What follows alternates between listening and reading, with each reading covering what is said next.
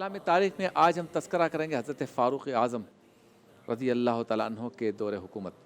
ایک واقعہ یہ آتا ہے کہ آپ مدینہ شریف میں بیٹھے ہیں، تشریف فرما ہے، اور وہاں بیٹھ کر آپ کہتے ہیں یا ساریۃ الجبل، اور یہ والا جو واقعہ ہے اس میں یہ بیان کیا گیا ہے مختصراً کہ جب حضرت فاروق اعظم نے مدینہ منورہ میں بیٹھ کر حضرت ساریہ کو پکارا تو اس کا مطلب یہ تھا کہ وہ جبل کا ذکر کر کے کہ پہاڑ کے پیچھے سے تم پر حملہ آور ہو رہے ہیں دشمن، تو تم بچو یا اس کی طرف نگاہ کرو۔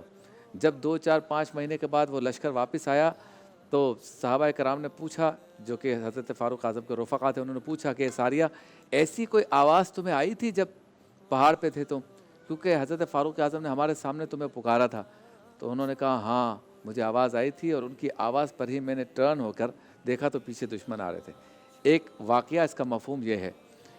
دوسرا حضرت فاروق اعظم کے بارے میں یہ آتا ہے کہ وہ سارا دن جو ہے وہ لوگوں کی دادرسی کرتے تھے، ایک ایک بندے کو سنگل جواب دیتے تھے، یعنی اتنی زیادہ بڑی حکومت ان کی۔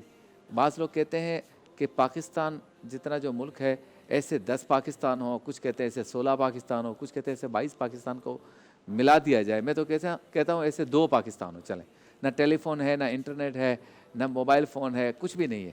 اس دور میں حضرت فاروق اعظم سنگل لوگوں کے مسائل بھی سن رہے ہیں، اور شام کو جو ہے وہ بازار میں ہی کہیں کونے میں جا کے سو بھی جاتے ہیں۔ پھر وہی فاروق اعظم رات کو اللہ کی عبادت کرتے ہیں تو ان کو یہ معلوم ہو جاتا ہے اپنے کشف سے کہ حضرت خالد بن ولید کون سی فوج پہ حملہ آور ہیں، پھر اسی کے مطابق اللہ سے فتح و نصرت کی دعا بھی کرتے ہیں۔ وہی فاروق اعظم جو ہے ان کی بیگم کہتی ہے آپ کے پاس تو پہننے کے لیے 2 جوڑے کپڑے نہیں ہیں، کھانے کو یہ ہے سادہ سا، اس میں پیٹ بھر لیجئے۔ یہ سارے کام حضرت فاروق اعظم کیسے کر رہے ہیں؟ کوئی فیسلٹی نہیں لے رہے، اور جاگ بھی رہے ہیں، سو بھی رہے ہیں، اور کوئی پروٹوکول بھی نہیں ہے۔ تو لوگ پوچھتے ہیں ہم سے کہ کیا واقعی ایسا ہے، یا یہ باتیں ایسے ہی جو ہے لکھ دی گئی ہیں یا بتا دی گئی ہیں یا بیان کی جا رہی ہیں؟ مفتی صاحب کیا کہیں گے؟ بسم اللہ الرحمن الرحیم۔ ایسا ہی ہے، اور الفضل ما شہدت بہ الاعداء، جو تاریخ داں ہیں غیر مسلم وہ بھی اس کی شہادت دیتے ہیں کہ حضرت عمر فاروق اعظم کا جو زمانہ خلافت تھا وہ بے مثل و بے مثال زمانہ خلافت تھا۔ ایسا ہے تو یہ کیسے ہوا؟ تو اس کا جواب ہے کردار۔ حضرت عمر فاروق اعظم رضی اللہ عنہ کو جو اللہ نے بلندی کردار عطا فرمایا، اس سے آپ نے اتنا بڑا نظام قائم بھی کیا اور عدل کے ساتھ اس نظام کو چلایا بھی۔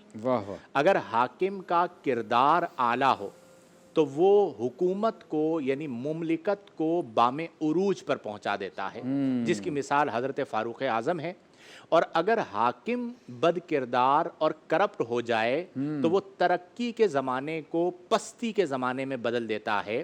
گویا کہ بلندی کے لیے زمانہ فاروق اعظم دیکھ لیجئے، اور پستی کے لیے ہمارے ملک پاکستان کے حالات دیکھ لیجئے، تو دونوں کی مثالیں آپ کے سامنے ہیں۔ آپ کے زمانے کے حوالے سے میں ایک بات ذکر کروں گا کہ آپ نے ایک نیا نظام قائم فرمایا، اور نظام قائم کرنے کے لیے ویژن درکار ہوتا ہے۔ تو آپ رضی اللہ عنہ نے اپنے زمانے میں سب سے پہلا جو نظام قائم فرمایا تھا وہ تھا نظام عدل، اور اس عدل کا آغاز آپ نے اپنی ذات سے کیا۔ اس انصاف کا آغاز آپ نے اپنی ذات سے کیا۔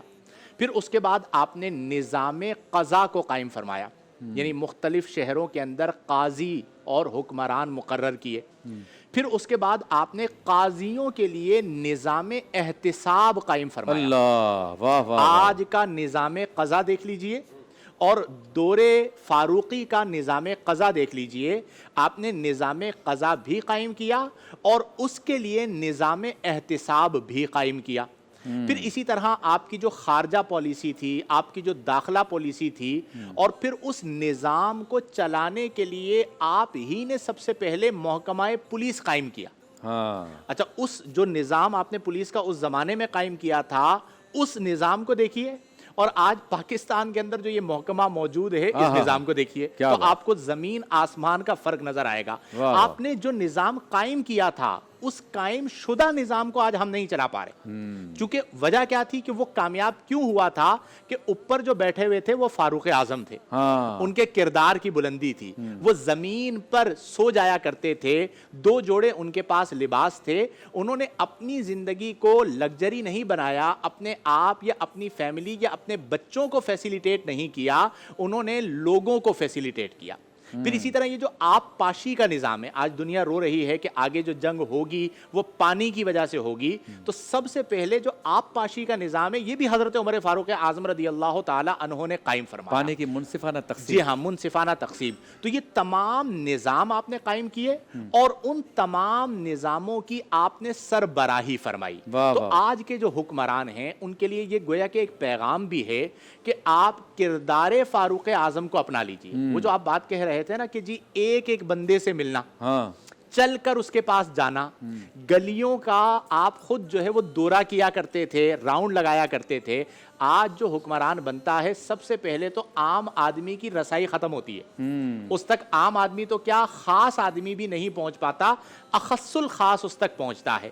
پھر آپ نے اپنی زندگی میں سادگی کو اختیار کیا. اب ایک طرف فاروق اعظم رضی اللہ عنہ کی سادگی کو رکھیے اور ایک طرف آج کے حکمرانوں کی عیش و عشرت والی زندگی کو رکھیے, اور حکمران بھی کس ملک کے جو قرضوں میں ڈوبا ہوا ہے. تو پھر آپ کو وہ عدل اور وہ انصاف نظر نہیں آئے گا. گویا کہ آپ یوں کہہ سکتے ہیں کہ ما بہل افتراق جو ایک چیز ہے وہ ہے کردار, اور آپ ایک بار کردار پیدا کر لیجئے. ابھی تو یہ ہوگا کہ آپ کو 5 سال کے بعد چھٹے سال میں, بلکہ چھٹے سال کے پہلے مہینے میں بھلا دیا جائے گا.